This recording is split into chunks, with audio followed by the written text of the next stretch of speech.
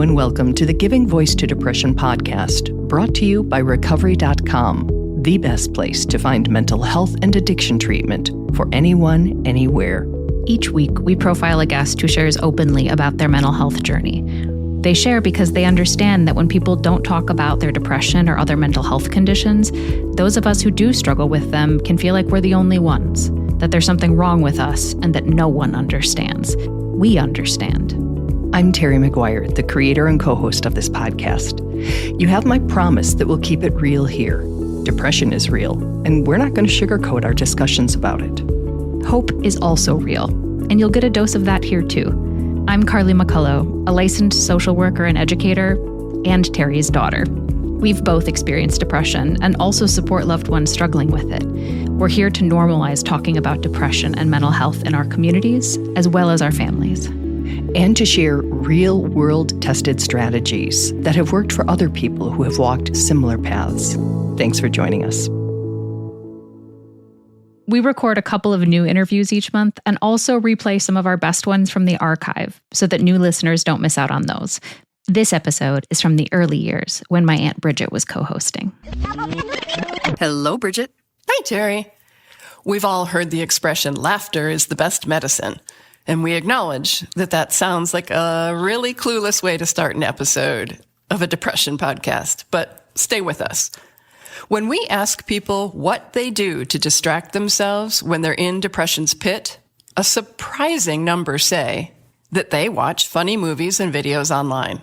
They do. And I remember when I was working at a crisis call center and I first heard that, I was really surprised and a little bit confused and thought like, wait, you're calling a suicide prevention line and talking about cat and dog videos or comedies? And now I get it. Now we get it. Yep. Whether it's a puzzle, a walk, a movie, a podcast. Just anything that gets us out of our heads for a little while is one of the ways we can give ourselves a break from those incessant negative thoughts that can just attack us. It can shift something inside, too, and that can give us a chance to move on. Today's guest, Shannon, is really funny.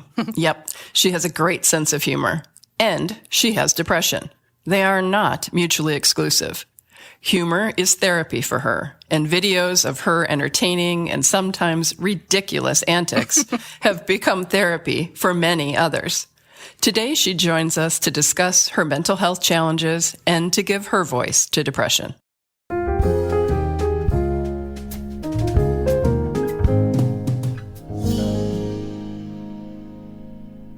Shannon describes her public self as very outgoing, very funny, lots of fun, lots of energy, and always ready to have a good time. And the times depression takes good times and energy off the menu? Man, that's a good one.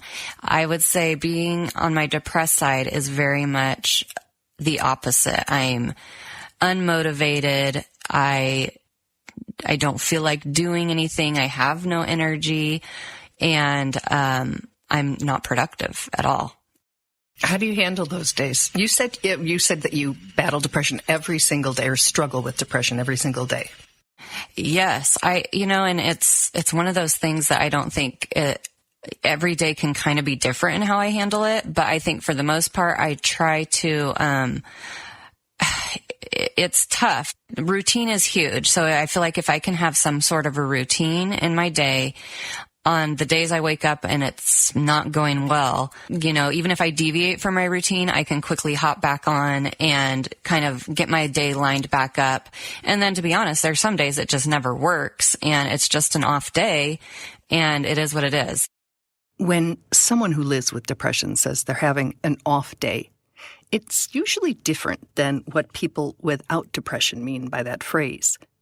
It's not simply a matter of pushing a little less in spin class, feeling less comfortable at a party, or heading to bed a little earlier at night. We're likely talking about hard-to-get vertical, no shower, dishes piling up in the sink off days. Days when Shannon is even more appreciative of her deliberately doable to-do lists. I'm really big on my paper planner versus just my phone planner. So I have both. And I I have my little habits for the day, and those are very small, like drinking my water, making my bed, and I love crossing things off list. So I purposely make those very easy goals for the day so that I can cross them off the list and say, look, you made your bed today, so good job. So I feel like having those very small tasks that I manage every day, even like taking my medication, this is something I do every single day, but I have that on my list so I can cross it off and feel like productive, even if it's not really a productive day. I feel like I at least can get a little, feel like I've kind of accomplished something there. But I mean, yeah, to be honest, some days it doesn't work, and I'm in a funk, and it takes a lot more to get out of it. And I'm working really hard to have less and less of those days, but it's one of those things. Shannon says the difference between those days and us on those different days are hard to explain to people that don't suffer with depression, because it's a hard thing to explain. And it, like I said, it can be different every day. There's some days where I'm just kind of off, and so I'm not my full fun self, but I'm able to work and I'm able to do things. And then there's days I don't get off the couch. So it is kind of it's a weird feeling to feel opposite of what my good days are. And so it's a struggle. One thing Shannon says really helps her during the struggles is physically leaving her house, when staying home offers options she knows would not serve her well. I'm a realtor, so I work from home a lot, but I do have office where we can have public space where we can work there. So some days it's just going there and getting my computer out and not being at home where I can lay down on the couch and go to sleep. So I just get up and have to stay out of the house kind of till I get past that funky feeling to know, okay, I can go home and do a little wash now and without getting on the couch and going to sleep. So it's kind of just trying to be a little proactive when I am feeling kind of that way. But sometimes it's hard. Sometimes I wake up and I'm like, yeah, I know I should go out, but I'm just going to lay on the couch instead. So it's hard. It's a balance. It is hard. The days you do go out, it sounds like the way you speak to yourself on those days is more like, let's do some of these things that we know help, as opposed to pretend you don't have it, soldier on, those I think sort of nonsensical and not very self-respectful messages we can give ourselves. It sounds like you've managed to figure out a way to be kind of gentle with yourself, but still give yourself that little push you need. Exactly that. And that's been a long time coming.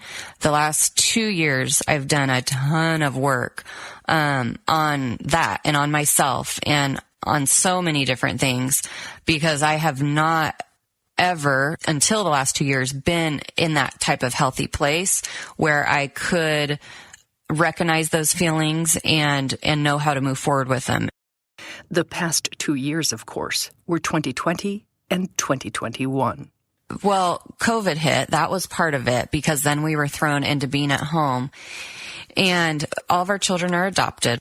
They all have some mental health, situations that need some guidance. And so my mental health went downhill really quickly at that point, because it was hard, really, really, really hard. And then seeing my kids suffer with the school, they all struggle in different ways. And I am not a homeschool type mom. So it was a huge, huge challenge it's a huge challenge for our kids to all be just home at the same time without a lot of drama. So trying to teach them all school while working, because I was still able to work, it was hard. And my mental health went just out of control. By out of control, Shannon means reaching what she calls a breakdown point. It was my friends first because I was just a hot mess, so they could obviously tell. And so one of my friends who's a nurse, she's like, have you ever thought of medication, or at least asking your doctor about it? And okay. So I finally did, but it took a while. It wasn't just like, oh yeah, I should call my doctor. It was I had to literally be not getting out of bed. And I couldn't handle day-to-day activities. It was getting worse and worse, where like my memory got really bad, and I just felt like the most mundane, normal daily activities I could not handle and manage.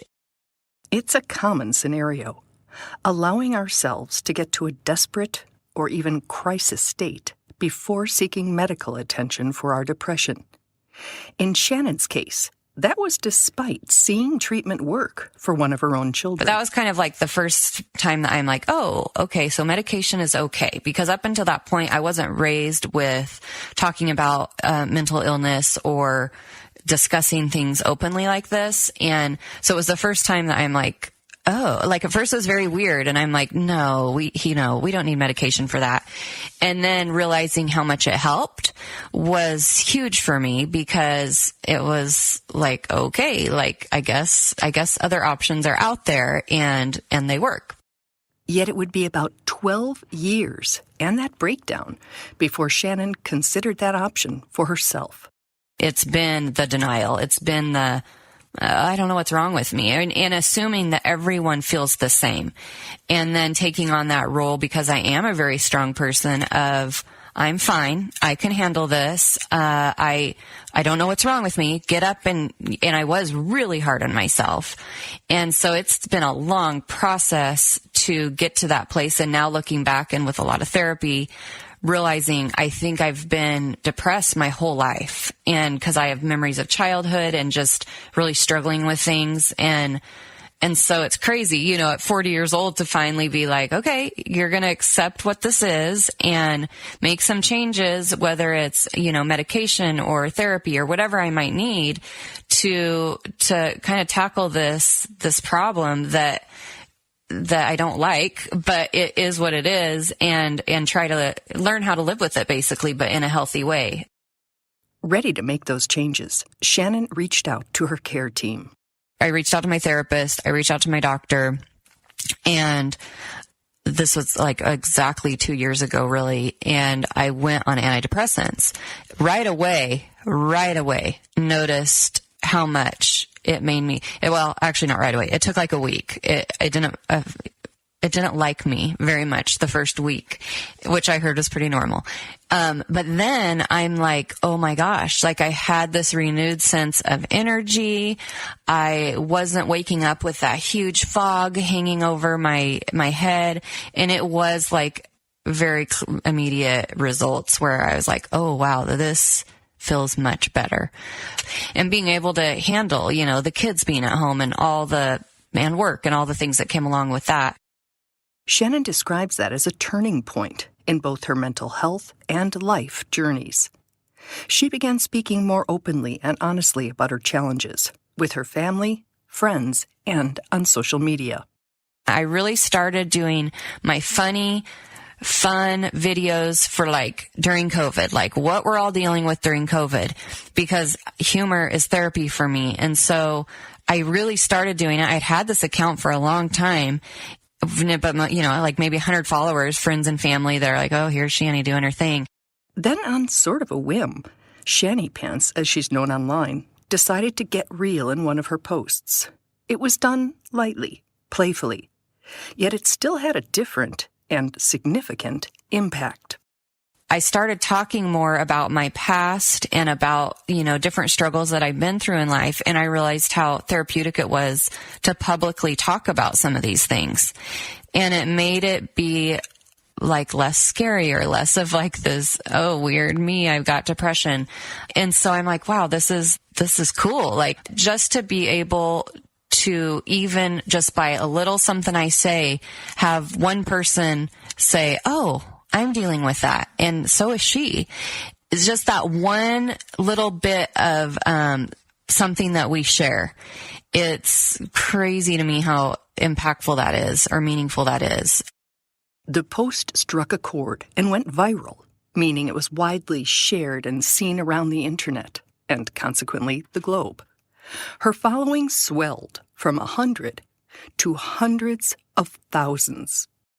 You made a choice. It was like you could have just been funny and stayed in the funny lane. Why did you decide to be funny and talk about depression, and sometimes be funny talking about depression? Right. So it kind of happened by accident. When I was just doing it as a trend and like, oh, this will be kind of fun and different, because nothing that I'd ever shared at that point, it had any information like that. It was just all funny videos. And the reaction that I got from that video blew my mind. I had so many people reaching out to me. You know, it feels so good to not be alone. We first found and reached out to Shanny Pants when she posted a picture of herself on that couch she keeps mentioning, crying. She wrote, quote, "I know you're used to seeing me happy and fun. You're used to seeing the energy, hyperactivity, and the sarcasm. You're used to seeing the results of me healing through humor, not the causes. But the truth is hard. It sucks. I struggle with depression every single day. Some days I win, and some days depression wins. But every single day, it's a battle. It's a battle I cannot fight on my own." She writes so honestly because she knows there's power in sharing our stories. And now she has this platform on social media. And so I don't take it lightly. I feel like it's not like I, developed this audience, or I feel like it was given to me for the purpose of helping other people not feel alone, because we don't want to be alone, and depression is not, it is a disease of isolation. It's very easy to go into isolation during, our moments, and it's been a journey, but it's very exciting to me, very exciting to be in a healthier place, because I haven't been for so many years.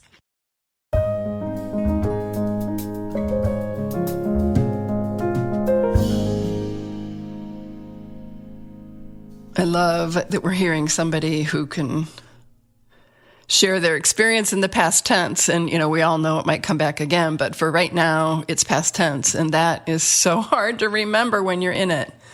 Oh, to hear the words very exciting, to be in a healthier place. And I'm sitting here listening to her saying that thinking, I'm very excited to hear it. I'm always excited because it's just that there's hope when you hear that somebody else was there and now they're not. And, again, as you say, doesn't mean we'll never go back because we've been in and out. But it means there's an out.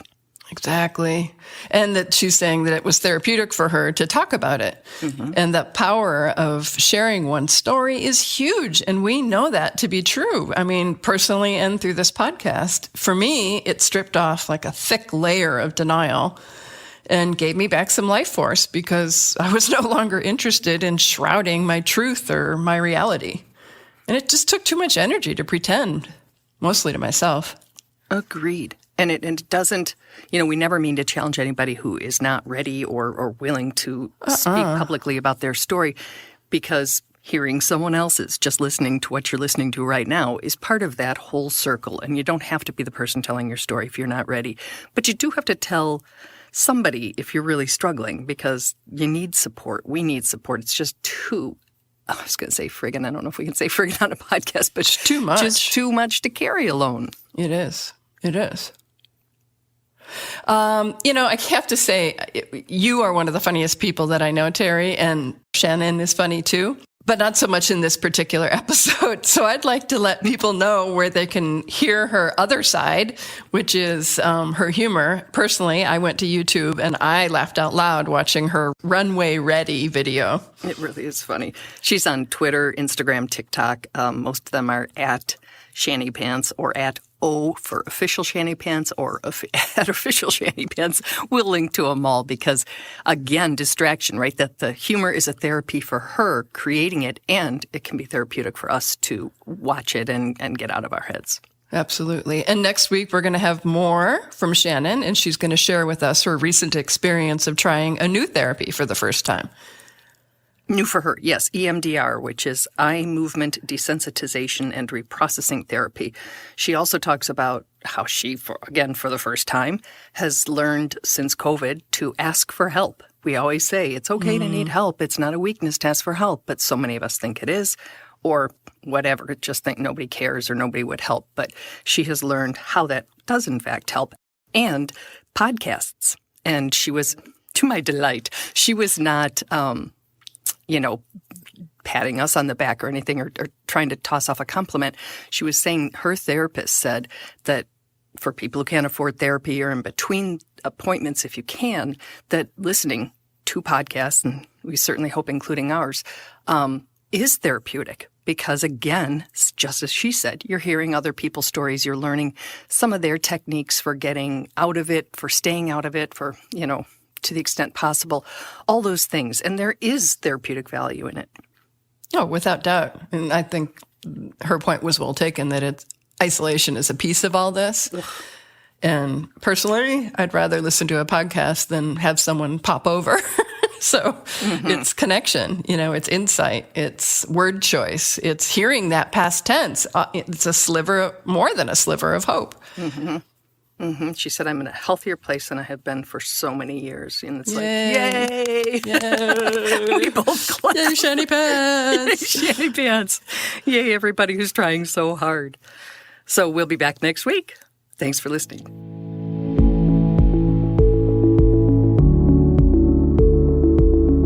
We really hope that this discussion helps give some language or context to your own depression or ideas for how to support someone else in your life living with it.